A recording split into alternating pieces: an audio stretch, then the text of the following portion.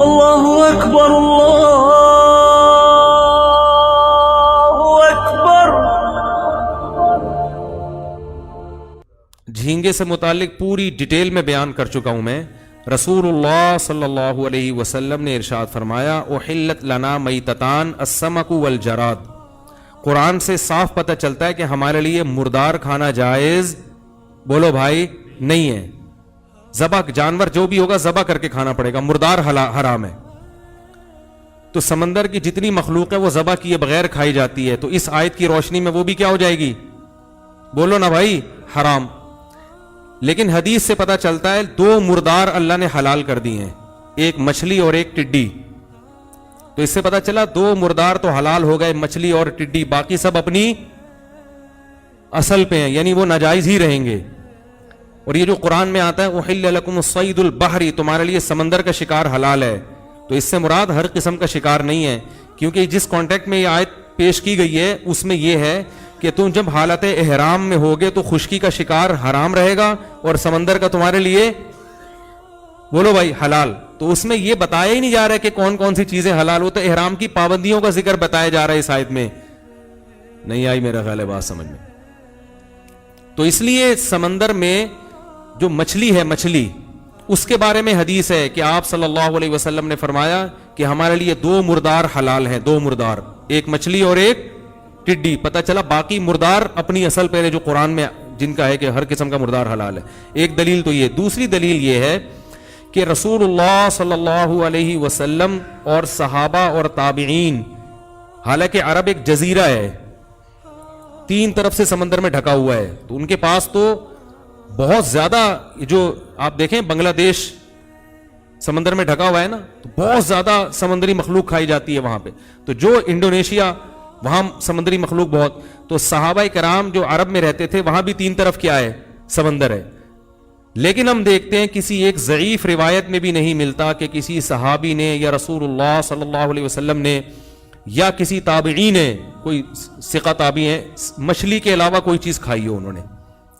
تو اگر یہ مچھلی کے علاوہ مخلوق حلال ہوتی تو صحابہ کرام جھینگے بھی کھاتے، کیکڑے بھی کھاتے، اور جو کچھ سمندر سے نکل رہا ہے وافر مقدار میں کھاتے۔ ہم دیکھتے ہیں کسی صحابی سے نہ کیکڑا کھانا ثابت، نہ جھینگا، نہ کوئی اور مخلوق مچھلی کے علاوہ۔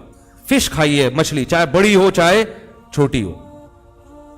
تو اس سے کیا پتہ چلتا ہے؟ چاہے ویل مچھلی ہو، مچھلی ہونا ضروری ہے۔ اب حضرت مفتی تقی عثمانی صاحب، جن کی ہم خاک کے برابر بھی نہیں ہیں، ان کا فتویٰ اکثر لوگ نقل کرتے ہیں کہ وہ جھینگے کو جائز کہتے ہیں۔ تو وہ جس بیس پہ جائز کہتے ہیں وہ بیس سمجھیں، وہ بیس یہ ہے کہ ان کی رائے میں جھینگا مچھلی ہی میں داخل ہے۔ بات آ رہی ہے سمجھ میں؟ تو حضرت کی جو شان ہے ہم تو اس کی خاک کے برابر بھی نہیں ہے، لیکن حضرت ہی کے لیول کے جو دوسرے علماء ہیں، جو حضرت مفتی رشید احمد صاحب تھے یا مولانا یوسف جہانوی صاحب تھے، میں ان کا ذکر کروں گا۔ میں اپنی بات تو میں تو چھوٹا منہ، بڑی بات ہو جائے گی، ان بڑے علماء کے مقابلے میری کیا حیثیت۔ تو یہ جو دوسرے حضرات ہیں یہ کہتے ہیں کہ جھینگا کو مچھلی کی فہرست میں داخل کرنا، اس کا علمی تحقیق سے تعلق نہیں ہے، اس کا میڈیکل سائنس سے تعلق اور مشاہدے سے تعلق ہے، یعنی عرف سے تعلق ہوگا یا میڈیکل سائنس، یہ جھینگا فش میں ہے یا نہیں ہے۔ تو میڈیکل سائنس یہ کہتی ہے کہ گدھے کو انسان کہہ دینا اتنا عقل سے بعید نہیں ہے جتنا میڈیکلی جھینگے کو مچھلی کہہ دینا۔ یہ میڈیکل سائنس کی روح سے بالکل عقل سے، یعنی ان کی روح سے بالکل بعید۔ وہ کہتے ہیں کہ گدھے کے پھر بھی بہت سے اعضاء انسان کے مشابہ ہیں، جبکہ جھینگا کسی بھی ایک بھی چیز میں مچھلی کے مشابہ نہیں ہے، سوائے اس کے کہ وہ بھی پانی میں یہ بھی پانی میں، اس کے علاوہ کوئی چیز جھینگے کی مچھلی سے نہیں ملتی۔ تو میڈیکلی اگر آپ عرف کو دیکھیں، بعض لوگ کہتے ہیں نہیں عرف میں اس کو مچھلی کہا جاتا ہے، عرف میں اس کو مچھلی کہا جائے گا مگر سمجھا نہیں جاتا۔ اس عرف کی وجہ سے ایک چیز کو دوسری چیز میں داخل کیا جاتا ہے جس عرف کی وجہ سے سمجھا بھی جائے۔ کہنے کی بات ہے تو سمندری گھوڑا بھی ہے، اس کو گھوڑا کہا جاتا ہے، تو کیا اس پہ گھوڑے کے احکام جاری ہوں گے؟ ایک سمندر میں مخلوق ہے جس کو سمندری گھوڑا کہا جاتا ہے، حالانکہ وہ ویسے ہی کہہ دیا، اس کو تھوڑی سی بھی مشابہت۔ تو جھینگے کو مچھلی محض اس مشابہت میں کہہ دیا کہ وہ بھی کس میں رہتی ہے؟ پانی میں، لیکن مچھلی عرف میں لوگ اس کو سمجھتے نہیں ہیں۔ اس کی دلیل کیا ہے؟ آپ کسی سے کہیں کہ مچھلی لے کر آؤ، کبھی بھی جھینگا اٹھا کے نہیں لائے گا وہ۔ اگر کوئی قسم اٹھا لے کہ اللہ کی قسم میں مچھلی نہیں کھاؤں گا، تو جھینگا کھانے سے اس کی قسم نہیں ٹوٹے گی. لوگ کہیں گے اس نے قسم نہیں توڑی, اس نے تو کہا تھا مچھلی نہیں کھاؤں گا. بات میں سمجھا پا رہا ہوں؟ تو عرف میں بھی اس کو فش مچھلی نہیں کہا جاتا اور میڈیکلی بھی اس کو مچھلی نہیں کہا جاتا. بات آ رہی ہے سمجھ میں؟ ہمیں یاد ہے ہم بچپن میں جب جایا کرتے تھے نا سمندر کے کنارے, مچھلی کے شکار کا مجھے بہت شوق تھا. ابھی بھی ہو سکتا ہے کوئی شکار پہ جائیں, اللہ نے چاہا تو. لوگ کہیں گے بہت زیادہ فنٹر گیری شروع ہو گئی ہے, ادھر فشنگ, ادھر ڈائیونگ, ادھر سوئمنگ اور فشنگ بھی کریں گے بھائی. اللہ توفیق دے. یہی تو حلال لذتیں تو یہی ہے نا بھائی. تو ہم تو کہتے ہیں حلال تو حاصل کرو نا, شادیاں کرو 4, کس نے کہا ہے آپ کو؟ تو جائز چیز پہ اللہ نے پابندی کرو اپنی ذمہ داری پہ. فشنگ میں تو مزہ ہے, 4 میں وہ نہیں ہے, پٹو گے بھی, یہ بھی بتا دوں میں. تو حقوق بھی ہیں ان کے, برابری بھی ہے, سب چیزیں. خیر میں ابھی سوال کا موقع دوں گا آپ کو. دیکھو مجھے یاد ہے ہم جایا کرتے تھے نا بچپن میں سینڈ سپٹ پہ, ہاکس بے پہ, تو وہاں مچھیرے لانچنگ کے ذریعے مچھلیاں پکڑ کے لاتے تھے. تو بہت سی مچھلیاں ایسی ہوتی تھی جن کو مچھیرے کہتے تھے کہ یہ مچھلی نہیں ہے, اور وہ کراہت بھی آتی تھی ان کو دیکھنے میں. تو مچھیرے ان کو کہہ کے پھینکتے تھے یہ حرام مچھی ہے. کیا کہتے تھے؟ اب دیکھو حالانکہ جب مچھی کہہ دیا تو حرام نہیں ہوئی نا, کیونکہ سمندر کی فش تو کیا ہے, حلال ہے. لیکن اصل میں ان کے پاس اس کے لیے کوئی لفظ ہی نہیں تھا, ان کے پاس کوئی ڈکشنری میں کوئی لفظ نہیں ملا, تو انہوں نے اس کا نام کیا دے دیا, حرام مچھی. حالانکہ انہوں کسی مفتی نے نہیں بتایا کہ مچھلی ہے یا نہیں ہے, یہ حلال ہے حرام. ان کو لگا کہ یہ مچھلی نہیں ہے, اور عجیب سی اس میں کراہت بو آ رہی ہے, عجیب سی چھپکلی جیسی اس کی شکل ہے. تو وہ خود ہی بغیر یعنی اس کے تحقیق کے, کیونکہ لغت کا اعتبار تو پھر ماہرین کا ہوگا نا, تو مچھیرے کسی مچھلی سمجھتے ہیں, مچھیرے جھینگا کو مچھلی نہیں سمجھتے, مچھیرے حرام مچھی کو مچھی نہیں سمجھتے. حالانکہ مچھی سے تعبیر کرتے ہیں کیونکہ ان کے پاس اس لفظ کے علاوہ کوئی دوسرا لفظ, بولو بھائی, ہے نہیں.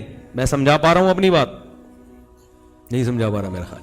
تو اس بیس پہ ہمارا فتویٰ یہ ہے, ہماری رائے یہ ہے کہ سمندر کی صرف مچھلی حلال ہے. جو مچھلی ہونا عرف کی وجہ سے مچھلی لوگ اس کو سمجھتے ہوں, یا میڈیکلی اس کو مچھلی ثابت کر دیا اور ڈاکٹروں نے, تو ان 2 چیزوں کے علاوہ ہم یہ سمجھتے ہیں کہ باقی چیزوں کو ہاتھ, بولو بھائی, بولو نا یار, نہ لگائیں. مچھلیاں کوئی اتنی اقسام ہے, کھانے کے لیے کھا لو. اور ایک اور دلیل یہ بھی ہے کہ اگر سمندر کی مچھلی کے علاوہ بھی ہر مخلوق کو حلال قرار دے دیا جائے تو ایسا ایسا گند سمندر سے نکلتا ہے نا. ایک طرف قرآن کہہ رہا ہے وَيُحَرِّمُ عَلَيْهِمُ الْخَبَائِثَ, نبی تم پر خبیث چیزوں کو حرام کرنے کے لیے آئے ہیں. تو ایسا ایسا گند نکلتا ہے کہ گورا بھی کہے گا یہ حلال نہیں ہو سکتا, تو آپ کو اس کو بھی حلال قرار دینا پڑے گا. اور اگر آپ اس کو کسی دلیل سے حرام قرار دو گے تو ہم کہیں گے کہ جب وہ ناجائز ہے, حالانکہ اس قرآن نے تو سمندر کے شکار کو حلال قرار دیا ہے, تو اس میں جب یہ سمندری مینڈک بھی حلال ہو جائے گا. پھر اگر سمندر کا شکار حلال ہے قرآن کی اس آیت کی وجہ سے, ہر قسم کا ہے, تو اس میں مینڈک بھی داخل ہے, پھر اس کو تو آپ بھی جائز نہیں کہو گے, ٹھیک ہے نا. تو اس لیے اس بارے میں جو دلائل ہیں وہ میرے خیال میں یہی زیادہ قوی ہیں کہ صرف مچھلی کھا سکتے ہیں, مچھلی کے علاوہ کچھ اور نہیں کھا سکتے. لیکن چونکہ ہم معتدل لوگ ہیں, طنز نہیں کرتے. میں نے ایک بیان میں یہ بات کہی تو لوگ کہتے ہیں واہ ابھی یوں گھومو, ابھی ادھر پینترا گھوم رہو. کیونکہ باقی ائمہ کرام مجتہدین وہ بھی ہمارے لیے قابل احترام ہے, وہ مچھلی کے علاوہ مخلوق کو بھی جائز قرار دیتے ہیں, جھینگے کو جائز قرار دیتے ہیں. اس لیے چونکہ فقہاء میں اجتہادی اختلاف ہے, تو ہم تو یہی کہتے ہیں, میں نے زندگی میں کبھی جھینگے کو ہاتھ نہیں لگایا, نہ لگانے کا ارادہ ہے, نہ میں کھاتا ہوں, نہ کیکڑا کھاتا ہوں, نہ جھینگا کھاتا ہوں, تمیز سے مچھلی کھاتا ہوں بس خالی. تو لیکن جو کھاتے ہیں ان کو ایک دفعہ بتا دیتا ہوں, ملامت نہیں کرتا, کیونکہ یہ اختلافی مسئلہ ہے. جو اختلافی مسئلہ ہوتا ہے اس کا وہ حکم نہیں ہوتا, دو اتفاق. جو کتا کھا رہا ہے اس کے پر جھینگے والے پر کتے والے حکام جاری نہیں ہوں گے. کتا بھی حرام ہے مگر بالاجماع حرام ہے, سور بھی حرام ہے مگر, بولو بھائی, بالاجماع حرام ہے. اسی لیے جب اختلاف ہو گیا تو اس کے لیے ہم ہلکا لفظ استعمال کرتے ہیں جھینگے کے لیے, مکروہ تحریمی, قطعی حرام نہیں کہتے اس کو, مکروہ کہتے ہیں, ناپسندیدہ کہتے ہیں. تو ہلکا لفظ تھوڑا استعمال کیا اس لیے نہ. اور بنگلہ دیش کے لوگ مجھے کہتے ہیں کہ ہم تو نہیں چھوڑتے, تو وہ کہتے ہیں ہم تو کھائیں گے. ہم کہتے ہیں آپ کھائیں, کیونکہ اختلافی چیز ہے, اتفاقی نہیں ہے. تو اب ایک قوم کی رگ رگ میں ایک چیز رچ گئی ہے, تو حرج جو ہے نا, حرج یہ خود رخصتیں پیدا کر دیتا ہے. تو چونکہ فقہاء کے مابین یہ مسئلہ اختلافی ہے, مجتہدین, بہت سے مجتہدین اس کے جواز کے بھی قائل ہیں, تو ہم بنگلہ دیش کے لوگوں سے کہتے ہیں کہ اس معاملے میں آپ کے لیے فقہ شافعی کو فالو کرنا, بولو بھائی, جائز ہے. کیونکہ وہ بہت زیادہ, ان کی اتنا زیادہ کہ وہ دنیا چھوڑ دے گا جھینگا وہ دنیا چھوڑ دیں گے, جھینگا نہیں چھوڑیں گے. تو ہم کہتے ہیں بھائی دلائل کی روح سے تو یہی مسئلہ ہے، لیکن حرج چونکہ بہت زیادہ لازم آ رہا ہے تو کہیں بہت حرج لازم آ رہا ہو پھر گنجائش کا پہلو دوسرے فقہا کی بیس پہ قول کی بیان پر نکلتا ہے. تو جو نہیں کھا رہے وہ نہیں کھائیں، جو کھا رہے ہیں وہ چھوڑ دیں، اور جو کہہ رہے ہیں کہ اگر میں نے چھوڑا تو دنیا چھوڑ دوں گا میں، وہ دنیا نہ چھوڑیں، یہ کھا لیں. دنیا چھوڑنے سے بہتر ہے کہ آپ جھینگا کھا لیں. اتنا اگر آپ وہ ہو رہا ہے، نہ کھائیں تو پھر بھی اچھا ہے. میں تو یہی کہوں گا نہ کھائیں. اللہ اکبر اللہ